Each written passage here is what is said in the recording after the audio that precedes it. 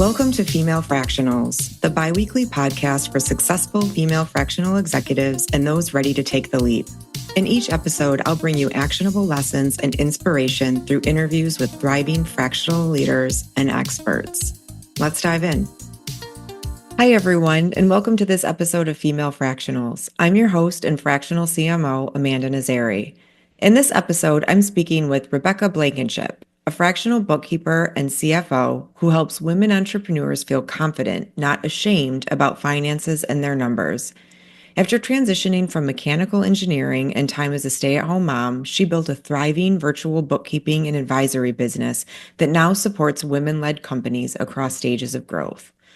In this discussion, we dig into the top 5 financial questions that fractionals often ask her, from should I become an S Corp to why isn't my net profit what's in my bank account? And we offer real, practical advice that listeners can take action on immediately. Whether you're brand new to fractional life or 5 years in and still unsure how to pay yourself, this episode will leave you feeling more empowered, informed, and ready to take charge of your finances.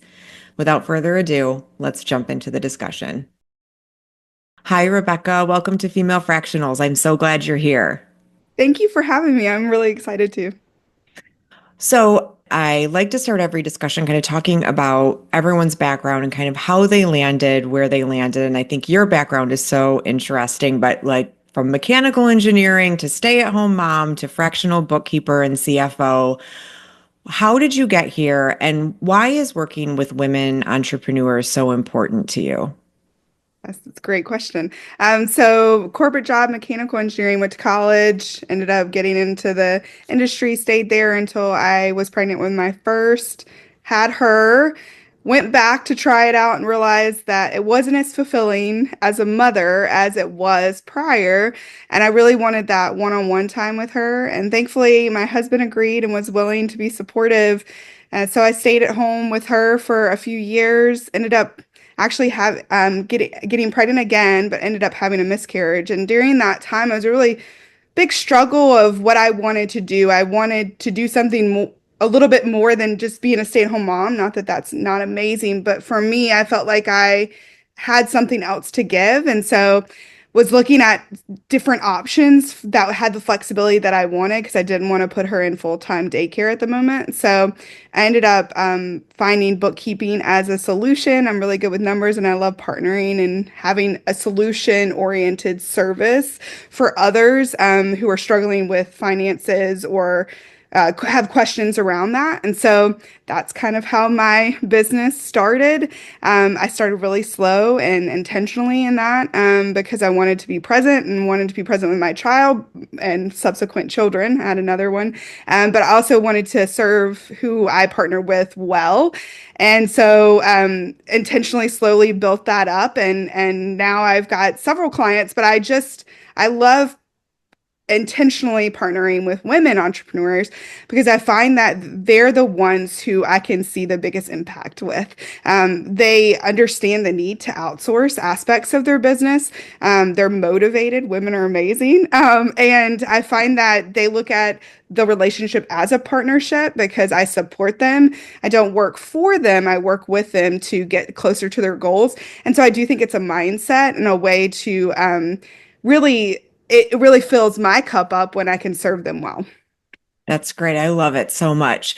When we were having our initial conversation, there were so many topics that we could explore. You were so helpful to me. And so what I would love to dive into today are just the top 5 financial questions that you get from your fractional clients.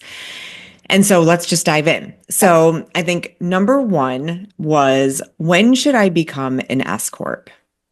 And how would you answer that question? Like, what factors should someone consider before they're making the switch from LLC to S Corp? And maybe we'll have a couple of follow-up questions after that. Yeah. So one of the biggest questions I get initially is that when can I be an S Corp? Because you hear a lot of information on the internet, a lot of very specific big numbers, big tax savings, things that you feel like, oh, you're leaving all this money on the table. That's what a lot of people come to me. And now I don't do taxes, but I do prepare financial statements so that You can partner with a tax advisor, or a tax filer. So one of the biggest things I communicate that is you need to have a reasonable salary. So can you pay yourself a reasonable salary? That's the first question, right? So if you're not an S Corp now and you're looking to into that, you're not taking money out of your business as a distribution consistently and enough to warrant like a reasonable salary in the way where you live and how you go about doing and your specific business, then that's like the first question. And there's also a lot of subsequent questions that I think partnering with the right tax advisor and planner is really important, because it's not only your business as an S corp, but it's also your tax burden and liability as a whole. So, are you married, filing jointly? Does your spouse own their own business, or is your spouse working for someone? Do they have a W-2? Do you have rental properties and rental income? So there's like a lot of other important things to consider instead of it just being a checkbox. Because a lot of people hear that and they think, oh, well, then based off that information, I should be an S Corp. Well, it's also expensive. You have a separate tax filing. So that's two tax filings. So a personal tax and then also a tax filing for your business. And you also have to pay yourself through a payroll service, right? Well, you could also not do a payroll service, but I always say do it because they do the filings for you. So not only you have to pay for that, so that's additional expense. So there's a lot of it does save you money, but it's only saves you money if it's in the right context and the right specific situation for you. And the only way to do that is look at your situation as a whole and very uniquely, because it's not going to be a one size fits all. And honestly, there's been a lot of times where people have elected it too early, and now they're reaping the consequences of that. And so that's not what we want. We want it to be the right decision based off of you and your trajectory of your own business and where you see yourself in the next 5, 10, 15 years in your business. Yeah. Are there common myths or mistakes that people make around that S Corp timing, to your point of people maybe doing it too early and getting a little aggressive or excited around these savings?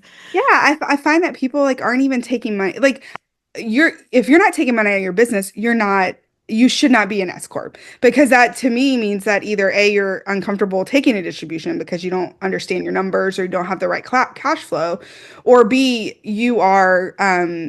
you're just trying to like your income is inconsistent. And so if any one of those things exist, it really does it's a hindrance, because you're not going to meet the when you go to file with IRS, they're going to ask more questions. You could be a potential audit, like you could have an audit because they're like, this doesn't make sense. You also need an accountability plan, or accountable plan, not accountability plan. It should be accountability as well. Right. You have to follow these guidelines. And so if you're not doing that and you do get audited, you're going to get fined. And so, and then also the payroll. That's the biggest thing I see is people elect S Corp, but then they don't know what that means. Or whoever filed the S Corp filing for them did not explain it. And so they're halfway through the year or the end of the year and they're filing taxes, and they should have been on payroll. Even if they do one paycheck for the whole year, they still have to file it under a payroll, and they're just doing distribution. So I think it's mistakes in regards to, it's not just an election with taxes. You also have these other steps you have to do afterwards that people just seem to think, oh, well, it's one-time election. Well, once you make that election, that is what you are. So if you don't plan on growing, or you plan on changing the amount of revenue or any of that, that needs to be communicated when you go to evaluate that with your tax professional, because they're probably going to tell you not to do it, because in the long run, it's actually going to cost you more money than it actually saves you. Mm-hmm.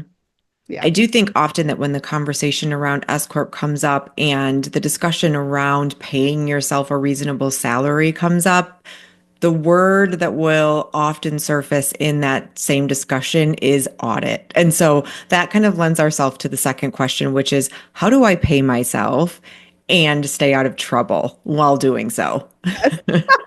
Great question. Yes, that is the second most common question I get asked is, how am I supposed to be paying myself? I don't want to get in trouble. I want to, most people that, approaches me, most people that approach our company to help provide them with bookkeeping services, they want to do it right. And so, in the correct way. And so one of the things I say is, okay, well, if you're an S Corp corporation, you're electing that as a tax entity status, then you need to make sure that you are on payroll. Otherwise, a distribution. So that means you can either transfer it to your personal checking account, you can write yourself a check, whatever you deem is the best way for you to keep up with it, as well as your bookkeeping provider if you outsource that. That's fine unless you are electing S Corp. And if you are doing that in your own payroll, then it needs to go through that process. And I really love, there's some great payroll providers that are third party that do a great job, and they do the filings for you and they issue your W-2s at the end of the year. Um, that I use those because I find that for the amount of money you spend, it's a huge. They do it right. They don't have to think double time on who do you need to contact in the payroll schedules. They already have it all, a plug and play situation for you. So and making sure you get those are like the two. Like, are you a designation? Are you a payroll? Do you need to be payrolled? Okay, well then this is how we do it. And if not, then these are the ways that are best way to keep you clear on your distributions and making sure that they're categorized correctly. They go on your balance sheet. They do not go on your profit and loss. And so at the end of the year, we want to make sure we review that and make sure that any personal expenses are identified there, as well as any distributions for money that you take away from your business to pay yourself. So it's really making sure that you're paying yourself consistently from a salary perspective so that legally you're covered and then you can take those distributions at will. Yes. Okay. Yes, exactly. So you still take distributions if you're on payroll. So I just elected S Corp last year. And so I was in business almost 5 years before I did that. And so I did it intentionally because I wanted to make sure that it was the right timing. So I talked with a tax professional and made sure that it was the right timing for me. And so I do the salary, and then I also take distributions with the understanding that I've not paid taxes on those distributions. So I will end up having to pay taxes on that. That's the benefit of doing the payroll side, the majority of your salary being through there, so that you already pay taxes. That's one of the big helpers at the end of the year, because a lot of people are like, I don't understand why I owe so much money. And the reason why you owe so much money is you haven't paid, Yeah. or you haven't done prepayments, Hmm. or you've added a source of revenue stream to your business that you didn't expect, and now it's been great. It's brought you in a lot of revenue. However, you still have to pay taxes on that. And Yep. so that's why I think it really is helpful to have a bookkeeping professional as well as a tax planner who can work with you throughout the year, so that you don't get at the end of the year and you don't have the money to pay the tax burden or the tax bill that you have. Mhm. That's one of my clients, one of their huge, hesitations as well. They want to be prepared. And I think that's the right way to look at it. They don't want to get to the end of the year and they see that big amount of money in the bank and they think, oh, I've already paid all the taxes. Now I can take that out as a bonus at the end of the year. And then they get their tax bill and they're like, oh, I guess not. I guess I can't take that, And so we'd love to know that ahead of time so that you can plan. Or if you want to invest in something in your business and you don't know if that money is earmarked for taxes or if you could use that as an investment. And so all of those things are really important, but you have to work with someone that knows your business and knows your tax situation across your whole family. If you are a part of a family that has other tax liabilities, it's just really important and it makes a huge difference. So you're not surprised at the end of the year. Yeah. Yeah, and I think that one of the things that's so helpful is that many of the people that are starting a fractional business, many have come from the corporate environment where all of this was just taken care of for them, right? Yes. Yes, they had to file their own personal taxes at the end of the year and make sure that they were, investing in other ways or, whatever, managing their money, but doing this for your own business while you're also doing business development and delivering client work and all of just kind of the new things that are happening. I think one of the things that I really like about your approach is that you really educate around things and there really are no kind of dumb questions. I think one of the questions that we discuss that you often get is like, what is cash flow and why is it different from P&L? And so I would love for you to talk a little bit about that and just like get into the meat of things a little bit too. Yes. Yeah. So a lot of times people are like, well, my bank balance is this, my P&L is this, why don't they match? Or my P&L says I have, I netted this amount, but I have nothing in the bank. That's usually how it goes down. Mm. And so something I like to say is, as a service provider in this field, it's really important to look at three reports together. Now, you can't look at individual ones without really seeing the full picture of the health of your business. So, your profit and loss, which we like to say income statement, your balance sheet, and your statement of cash flows. And so, all three of those are really important because depending on what aspect of your business you're speaking to, depends on how it shows up and which report is important. So, something I like to say is, when you look at your bank balance or your profit and loss, you're not looking at what's incoming or what's supposed to be outcoming that's already scheduled. You're not looking at your liabilities. You're not looking at any loans that you've taken out or any credit cards that you've taken out and that you've already paid for expenses. Yes, you have seen the expense side depending on when it hits on your P&L, but you don't see the balance of it. You don't understand kind of what that looks like from a liability side points aside from your business. So I really think it's important to look at all three. And something also I like to think about is, cash flow really is a view of how your money is going in and out of your business at any given point. Whereas your profit and loss is looking at, okay, I brought in this much money, and this is how much expenses went out, and this is what my net is. So it does not combine any liabilities or anything that's on the balance sheet necessarily on the P&L. So it's really important to look at all three. Also, when depending on type of the business, depends on kind of what's also important to look at. So something that has reoccurring revenue, like something I do, it's going to be a little bit easier to look at the P&Ls and balance sheet and the cash flow because it's pretty consistent. Whereas someone who's in a product-based business might be seeing areas throughout the year, like Q4 is a huge money maker, revenue maker for product-based businesses usually because of the holidays, right? So you are going to be looking at a time, like a set of time, like a Q4. You're going to look at a 3 month window, whereas maybe for my business, it 1 or 2 months really is pretty consistent. So it's really important to look at that as well.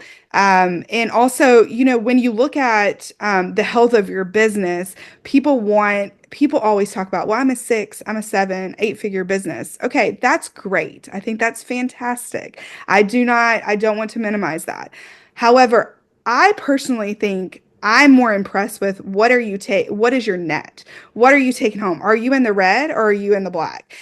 Because I don't really care how much money you're bringing in if you're not managing it well, or if you don't know where your money is going, it's not really that impressive, right? So, and I think as women, we love to compare ourselves. Like that's just something that we struggle with at times. Now, not everyone does, but I would say generically speaking, we see something and we think, well, how does that compare with me? And so I hear a lot of people like, well, am I different? Like, am I the one who is struggling with this, or am I the only one struggling with it? And I don't want to say that women and collectively speaking, we tend to undersell ourselves. And whereas men are a little bit more apt to maybe speak in more confidence around money specifically. And so I think it's important that we educate ourselves with what does a P&L look like and why is it important? And when you hear someone say, I make X, Y, and Z, that's not how much they take home. That's how much they bring in as a revenue. And that's completely different. And so, and just because you don't bring in that amount of money, you actually might have a healthier business because your net is probably a bigger percentage of a profit margin than that person that's talking a bunch of information, you know? So I think it's just, I think being specific on who we allow in our ears, that's something that my business mentor has told me a lot as well, is that, you have to be selective with who we allow to give us advice, and then also being honest with getting the answers that we want or what we need so that we can educate ourselves and make a better decisions for our family, our businesses, and how we show up in our business, more confident and more empowered with the knowledge that we have. Yeah. So much of this is about education and learning just as much about this side of the business as it is about continuing to learn whatever your area of expertise is. So I think that's a really important reminder. This next question that we discussed, I thought was really interesting, and it was, do I need to worry about sales tax? So can you talk a little bit about what triggers sales tax requirements and why this comes up? So most sales tax requirements for product-based businesses, they're all generated by the state. So depending on what state you operate in, that's really who will dictate whether sales tax is required to be remitted to them, or like charged and then remitted. Primarily all product-based businesses. So if you sell a product, retail space, or even online. Service-based businesses are very different, and it's actually changed a lot over the last 10 to 15 years because it's digital products. So a lot of times some states say that is a product and not a service, whereas some states say that's a service. So really it's important to look at your state's website, and if you have questions about it, we're in North Carolina, a lot of times they have like sales tax online sales tax training, and you can also just call them, but also your tax provider, depending on who you use, should obviously be able to help you as well, because because you could be in a business that has both a product and a service, right? And so that's why it's really important to dictate that, especially in your bookkeeping side, so that you can earmark those as well, so that you know what your liabilities are, so that you're not over or undercharging, and that you're making sure you're remitting the sales tax on that schedule that's required by your state as well. So I just think it's really important to look at it for your specific business and ask that question, because what was done last year, or even 6 months ago, depending on how often they do it, might not be an accurate information. So that's why it's really important also to talk to your tax provider as well. Yeah. That is something that I quite honestly had not thought about until we had discussed it. And so I think it's really an interesting thing to make sure that people are thinking about and capturing and looking up. Yep. Then I think in general, I love this question because it pops up constantly. But just generally, am I doing okay? Like, not Yes. in the broadest sense of everything. You're not here to help everyone with everything, but like in terms of like what is a good profit margin? Let's start there. Yeah. So I really think that this is industry specific. First of all, I want to say that because service-based businesses are going to have a higher profit margin average because they don't have as much overhead, whereas retail businesses are going to have a lower profit margin because they have inventory costs, right? So, and they have a little bit more overhead that they have to. So they actually have to. So it's hard to say abroad, but what I like to say is there's like and I will give these to you so that you can put them in the notes. But there's 2 free websites that you can visit to get some stats for your specific business type and entity. So BizStats is what it's called. It's really good. It's free. And then also the United States has, and I don't know if you say it Edgar, EDGAR. I think that's how you say it. But they also have that information too. So it's good to pull that. So I would say a really great profit margin for like a service-based business would be 20%. 15 to 25%. I mean, that would be great. I think for retail, something that's product based, it can really vary depending on that. I think in the teens and in the single digits sometimes, depending on the type of the year, right? Or time of the year.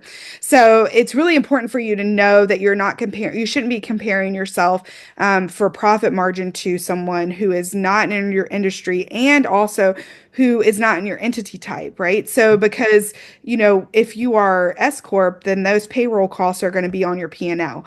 Whereas, so your profit margin will be different than if you were an LLC that is not filing S Corp. So it's kind of like when do I do S Corp, right? It's a little bit more of a loaded question, but I do think it's important to really ask those questions to yourself of like, okay, well, I love to run the report for P&L and do a percentage of income because not only that gives you profit margin, but it also tells you where you're spending your money in regards to the expense category. So when you go to look how much of my percentage of my income am I spending in this category? So for instance, advertising or subscriptions are huge. Mhm. Like that's like they just take money, take. Any like professional development.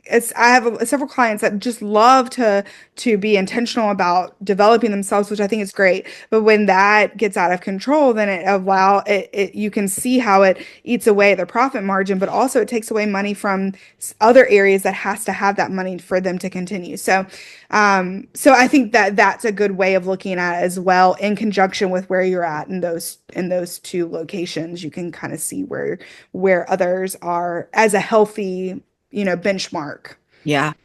Yeah, I think especially as you're first starting out, I mean, I hear in all of my fractional circles of everyone just trying out all of these new subscriptions to your point and new tools and software. And it's like over time, it really does add up, to see where do you really and should you really be allocating your money versus potentially hiring a contractor or additional support. So I think that's a good view to have for reasons even beyond what I just mentioned, but for that purpose too. Um, Given that you primarily work with female entrepreneurs and you are helping them really figure out what could potentially be an important and sticky piece of their business, how do you help clients really build confidence around finances? That's a great question. A lot of times people come to me and they're just like afraid to ask the question. They know they need help, but they don't know they feel like they should already know the question or to know the answer to the questions that they have. And I first say like, well, how are you going to know? If you've not been exposed to those questions or answers or been in the circles where that's a common topic, you're not going to know, and you're not going to know who to trust because there's a lot of information out on the internet and it's very overwhelming, and we're not meant to spend all this time, like we're just not meant to take in as much as we're taking in every day. So a lot of times it causes people to shut down or just not know where to turn, and then they're afraid to ask the question.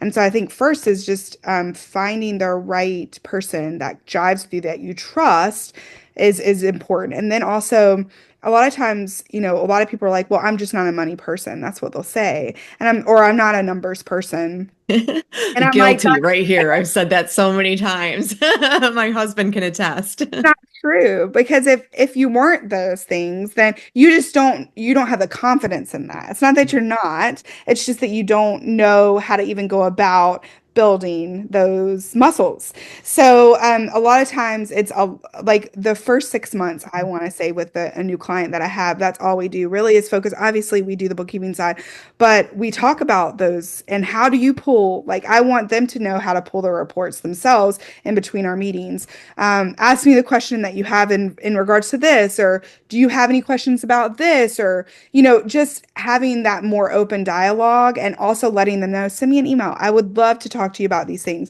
So I don't want, a lot of times the shame is associated with, I don't want to impose, or I don't want it to be a stupid question, or I don't want it to be a silly question, or I never say you should know this because it's unrealistic to expect someone who has never gone through training or have, like a lot of times I meet people that they've gone into entrepreneurship or even fractional side of things by happenstance, or it's not something that they set out to do. So why would they know these things? They wouldn't. It's all been done for them, or in a particular job or with a partnership or whatever.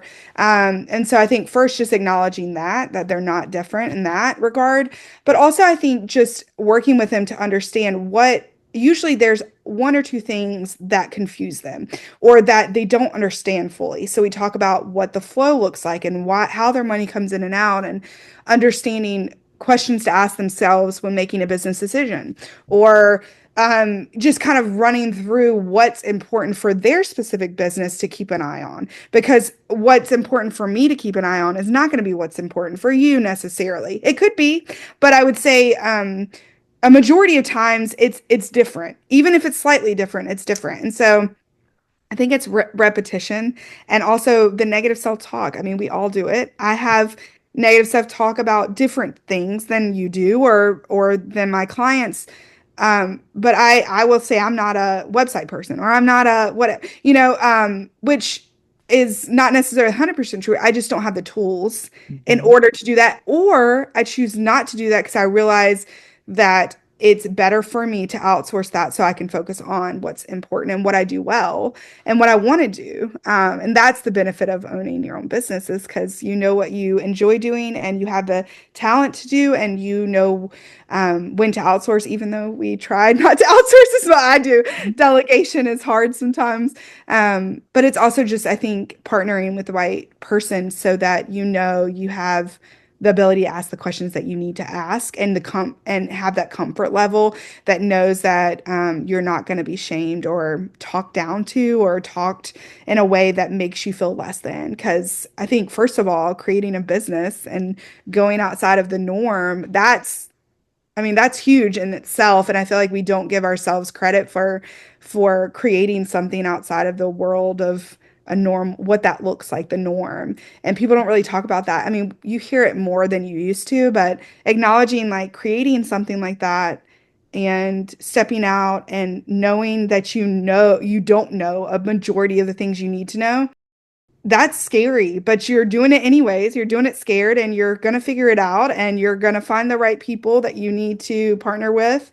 It might take you a little bit, but you will survive and you will get through it. And then you'll look back and say, why didn't I do that sooner? So, yeah. So I think that that's how you build confidence, is just partnering with the right people and knowing that, you shouldn't give yourself, we already talk negative to ourselves enough. We shouldn't fuel it more, especially in the entrepreneur side of things. Mhm.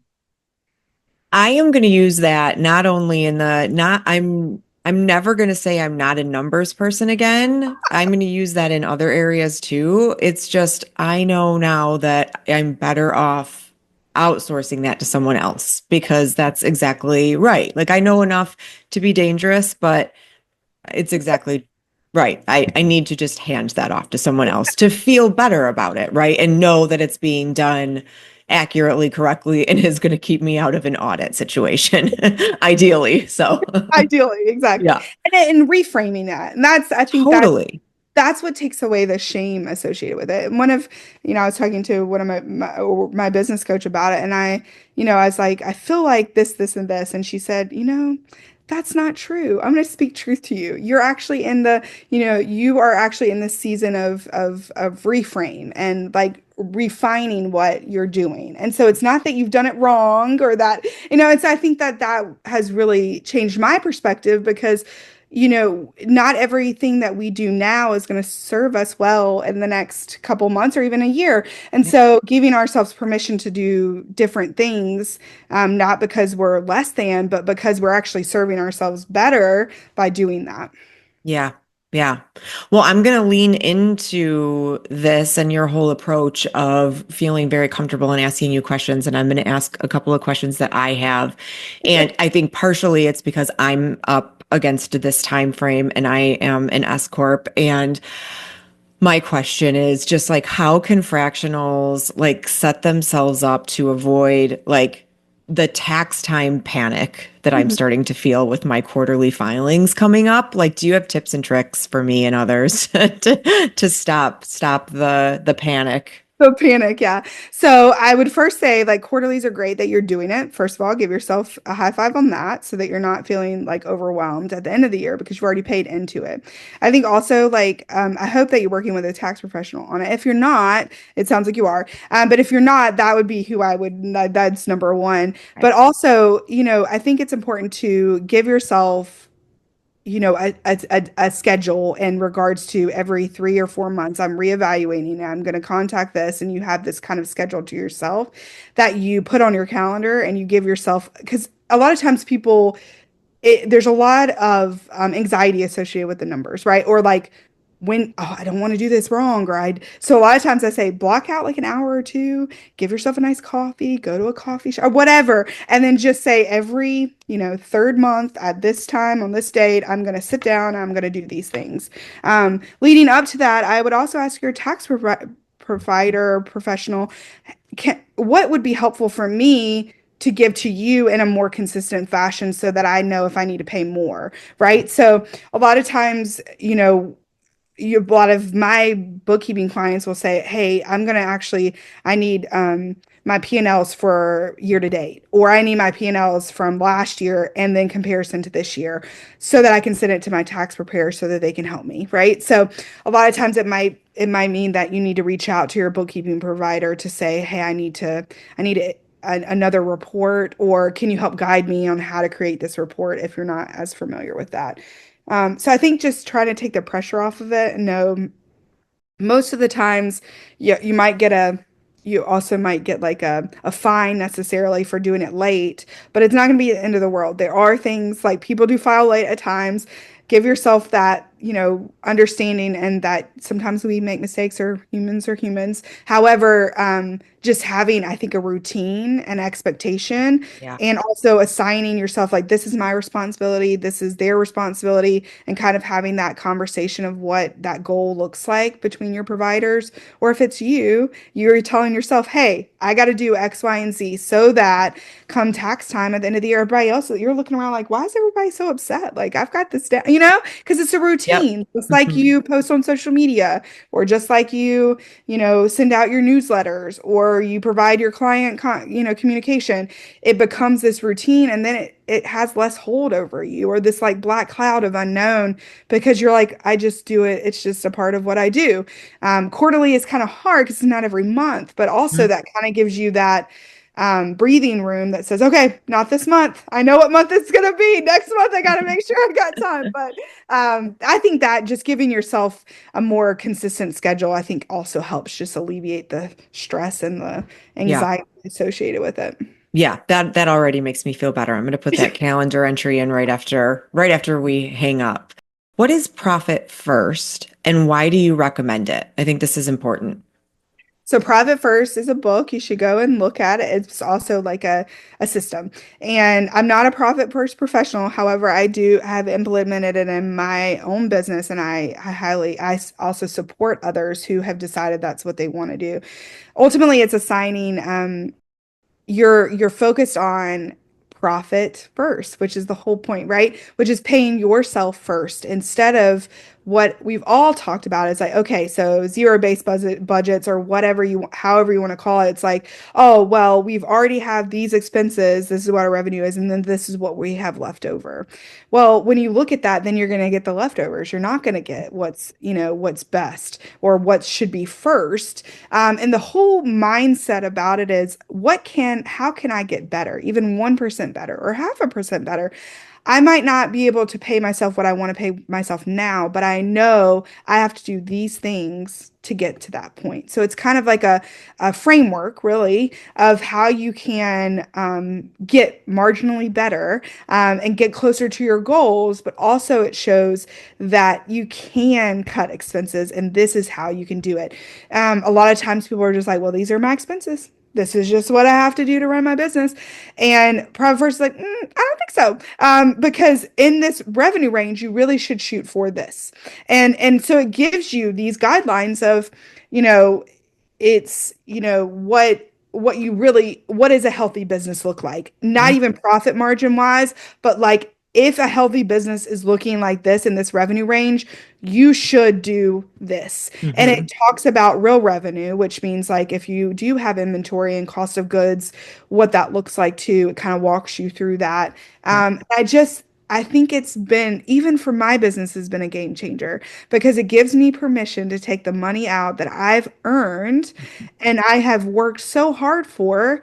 That gives me permission to be like, I can take this money and I can take it for myself and my family and don't have guilt about it because I know that my expenses are covered and this is how I know. And it's also the way they kind of talk about it is you can kind of look at your bank accounts in a way that allows you to give you permission to make in real-time decisions, whereas the previous way that you do go about business, you might not feel comfortable doing that.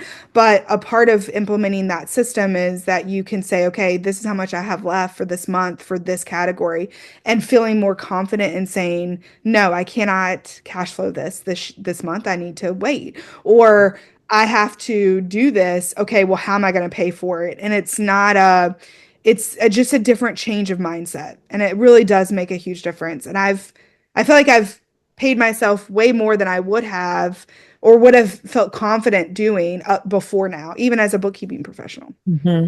Yeah, I mean, I also feel like it, from a fractional perspective, one of the things I feel like I'm constantly talking about on the podcast is pricing and making sure that you're pricing for your value. And so if it helps you also think about how much money you want to be paying yourself and like pricing yourself Yes. at Okay. that range that is going to enable you to even make more money, then that is obviously just a benefit as well. So. Yeah.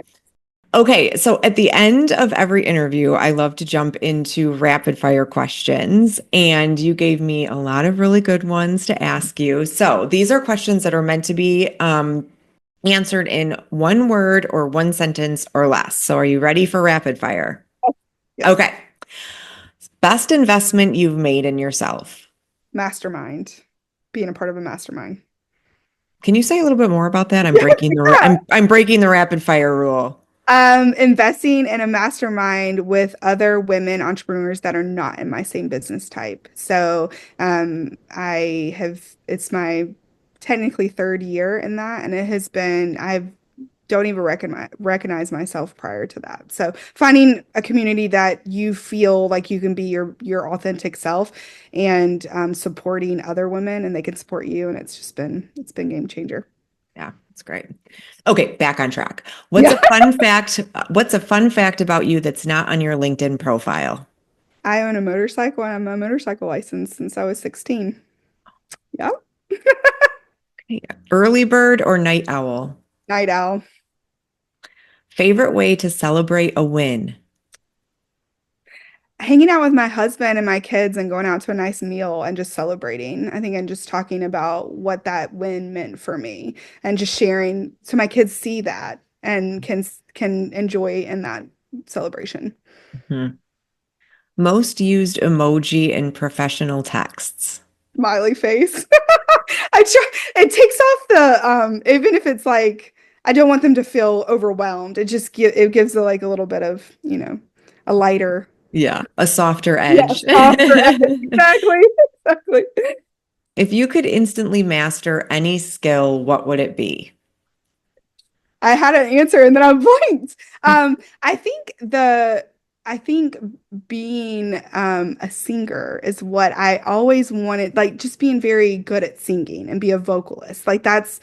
I just have never been given that gift. God did not show that upon me. And so I've always wanted to be like, a Mariah Carey or like just an Adele, like a really like soulful voice. I really appreciate them. I'm just don't Yeah. have musical talent. So That's great. Okay, this has been an amazing conversation. I will link to everything in the show notes, and in the transcript, but if people want to get a hold of you, how can they reach out to you, connect with you, etc.? the best way is my website, snowdropbookkeeping.com. And I do have a LinkedIn or a LinkedIn, and then I also have Instagram, but I'm not as active on those. But website has a form. You can reach out to me, and my email is listed there too. I'd love to even if you have a question or you have, any questions in regards to what we talked about today, I'd be more than willing to talk about it if you just need a sounding board too. So Okay. awesome. Great. Thank you. This has been so helpful. I feel like you are helping to make a tough conversation very approachable, which is a huge benefit to the community. So thank you so much for coming on. Thank you so much for having me. I had a great time. As always, please remember to follow, like, comment, and share. And don't forget to head over to femalefractionals.com for a full transcript of the show and links to everything we talked about during our conversation. Thanks for listening.